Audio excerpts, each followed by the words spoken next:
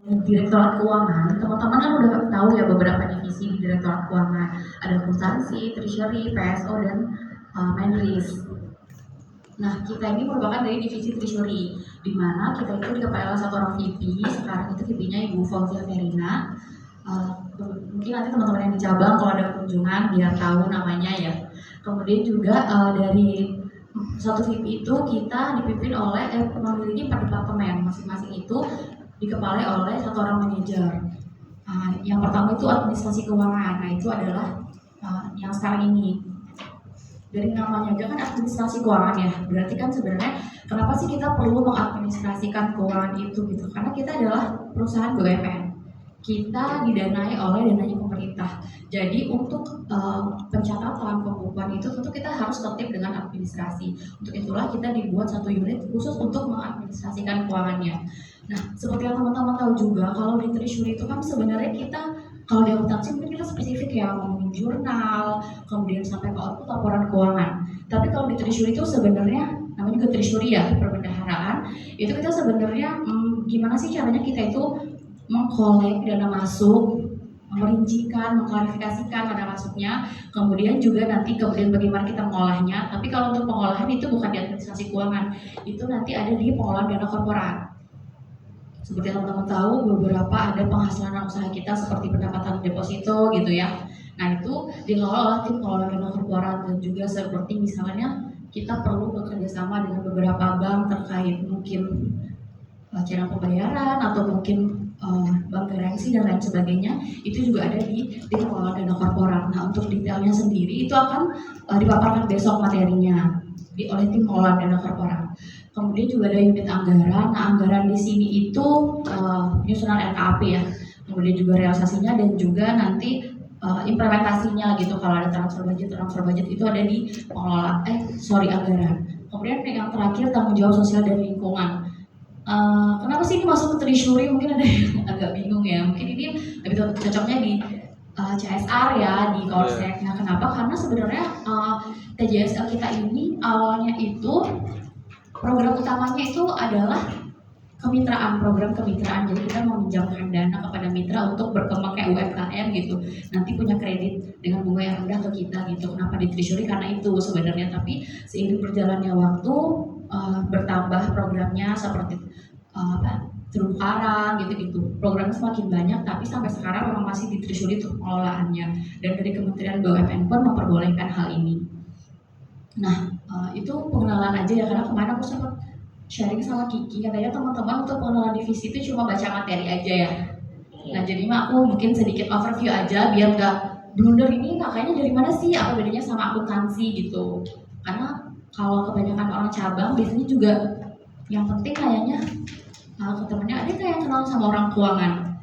Padahal sebenarnya nanyanya tentang jurnal, tapi yang di-share kontaknya kontak orang treasury, itu kan nggak nyambung ya. Nah, makanya mungkin nanti kalau ada yang karena sebenarnya untuk teman-teman yang cabang, kalau mungkin teman-teman yang cabang lebih gampang ya.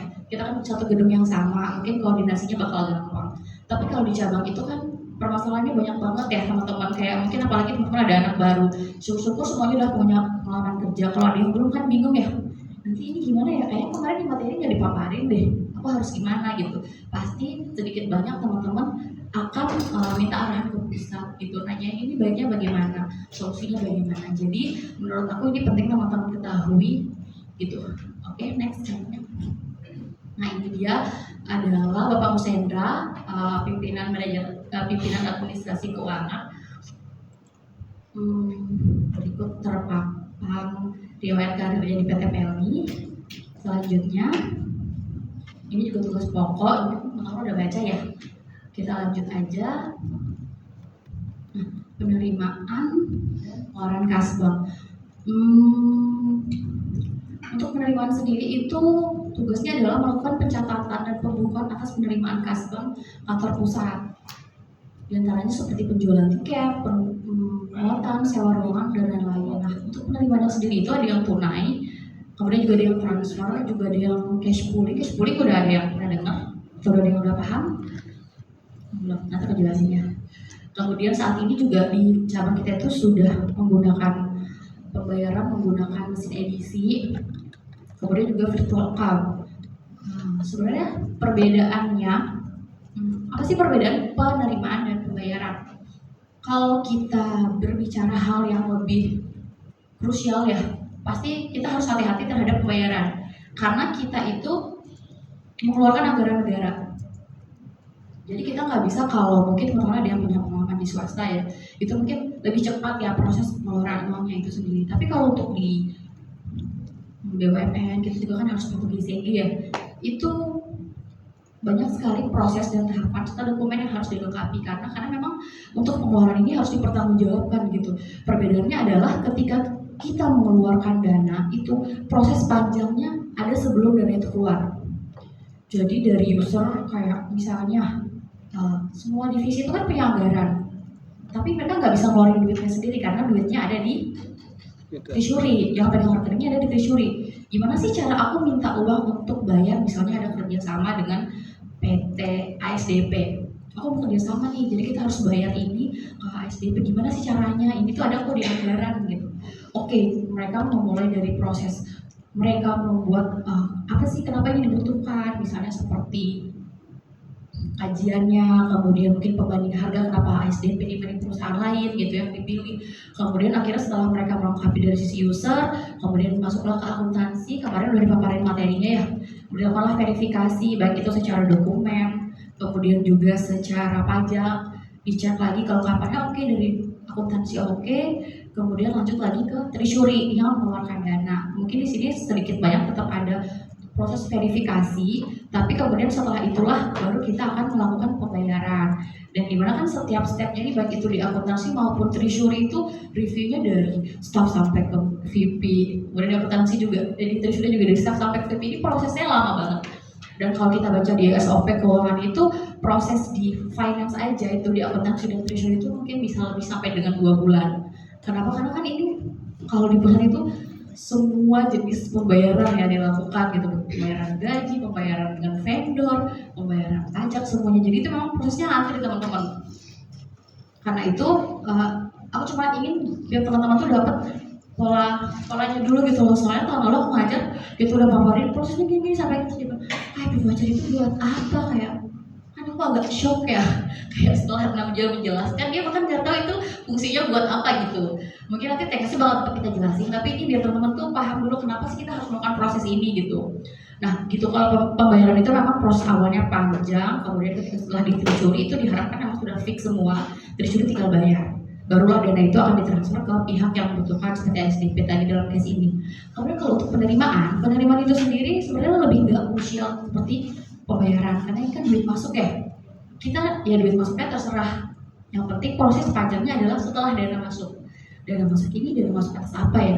Dana masuk ini mau dibuka sebagai apa ya? Uang titipan kah? Penghasilan kah? Uang muka kah? Piutang kah? Gitu. Prosesnya panjangnya tuh di setelah dana masuk. Itu teman-teman. Pada akhirnya pembayaran maupun pengeluaran akan masuk ke dalam laporan besar. Tapi cuma proses panjangnya aja yang membedakan, kalau pembayaran sebelumnya, penerimaan setelahnya. Gitu. Oke, next kan ya. Nah, sekarang kita masuk ke tugas pokok dan fungsi penerimaan. Oke, silakan next gambarnya. Di sini ada yang basicnya tidak finance, semuanya non finance ya. Non akuntansi, semuanya akuntansi. Manajemen keuangan masih ada keuangan ya. Yang manajemen SDM gitu nggak ada. Oke, berarti kalau semuanya memang basicnya manajemen keuangan dan akuntansi, berarti harusnya familiar banget sama rekonsiliasi bank ya. Nah sebenarnya itu tugas utama dari unit penerimaan itu, output yang paling utamanya adalah rekonsiliasi bank. Gimana sih caranya kita membuat saldo rekening dengan saldo yang ada di buku besar PL itu balance. Nah permasalahannya adalah dana yang masuk ke rekening itu kan kita nggak bisa atur ya. Bisa aja mungkin ada orang zaman dahulu kala yang tahu nomor rekening PM terus pengen transfer gitu, dananya kan masuk aja kan.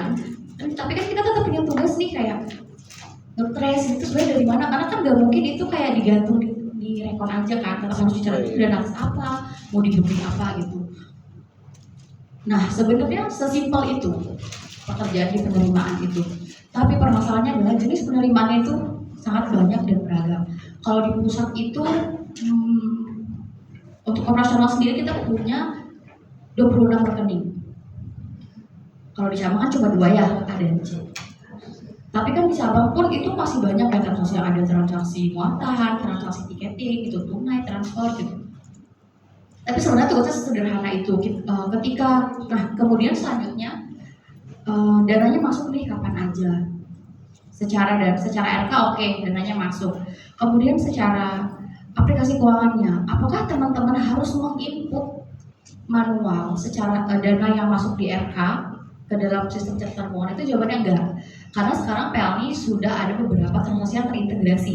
Jadi seperti transaksi menggunakan PPSS itu kan secara flow-nya transaksi misalnya dilakukan tanggal 1 September. Kemudian dananya juga masuk tanggal 1 September ya. Kalau teman-teman cabang kan kalau dananya secara tunai nanti akan disetorkan ke rekening A. Kemudian setelah itu transaksinya di PPSS itu, PPSS tahu kan ya? PPSS transaksi tanggal 1, kemudian dananya juga masuk tanggal 1. Nah nanti jam 1, 2359 tanggal 1 itu jam 2359 itu dana penjualan atas transaksi di PPSS itu akan di-push ke aplikasi keuangan kita. Jadi teman-teman nggak perlu input lagi, misalnya penjualan hari ini 10 juta nih, manual 10 juta itu nggak perlu lagi. Sekarang udah otomatis di H+1 lah. Sebenarnya jam 0001 sih, pokoknya tadi kalau teman-teman transaksinya tanggal 1 terus kayak ini udah selesai, mau dicek di IBS-nya hari ini tuh nggak akan ketemu karena datanya belum di-push. Jadi biasanya sebenarnya idealnya rekon itu adalah H+1 transaksi karena RK-nya udah clear, nggak akan gerak lagi, secara datanya juga udah ke-push ke aplikasi keuangan kita. Nah kemudian sebenarnya kan ini juga menjadi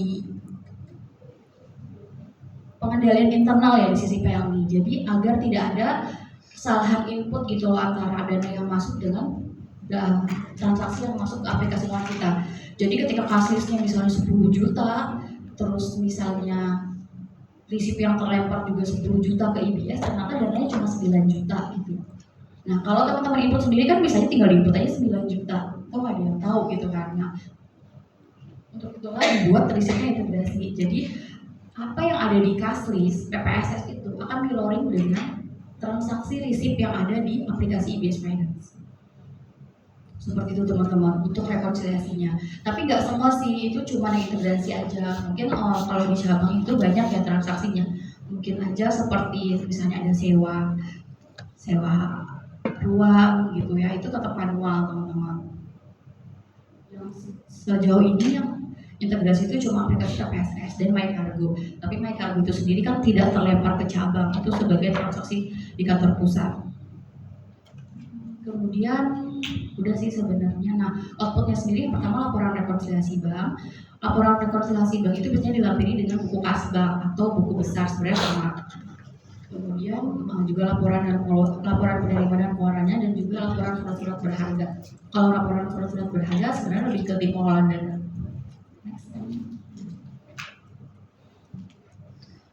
Kemudian kita masuk ke tipe-tipe risip. Risip itu adalah sesuatu yang harus diinput, sesuatu yang ada di sistem atas transaksi penerimaan teman-teman. Jadi di aplikasi IBS Finance kita itu ada dua jenis risip, dua tipe risip. Yang pertama risip standar dan yang kedua risip miscellaneous. Nah risip standar itu adalah gini, teman-teman tahu nggak apa hubungannya penerimaan dengan piutang? Dan salah penerimaan sama piutang itu penerimaan itu untuk menghapus piutang yang nyangkut tadi gitu. Oh ya, nama saya Jumhata Azorosa, akrab panggilannya Hatta, dari Departemen Akuntansi dan Manajemen Keuangan di staf konsolidasi. Ya, benar banget. Benar banget ya. Piutang itu, penerimaan itu akan mengurangi piutang. Ketika kita input risip, harusnya kan risip itu bisa mengurangi piutang ya teman-teman. Nah, ketika risip yang kita input itu, ketika transaksi yang masuk ke rekening kantor PLNI itu harusnya mengurangi piutang, maka kita harus menginput transaksi tersebut sebagai risip standar. Karena risip standar itu berarti dia punya tagihan sebelumnya. Dia punya AR invoice sebelumnya. Kalau di PL kita sebutnya debit note. Udah belajar ya kemarin bikin debit note.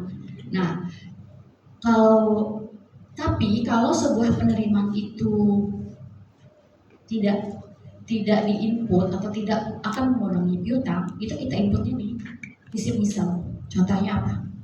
Yang dana masuk yang tidak ada tagihannya. Ada yang tahu?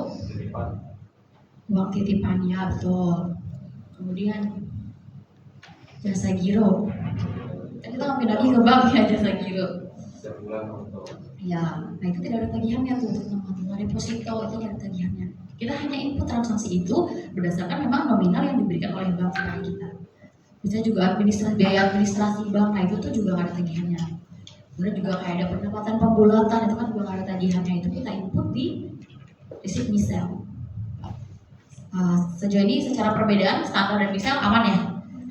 Standar berarti nggak ada AR invoice-nya.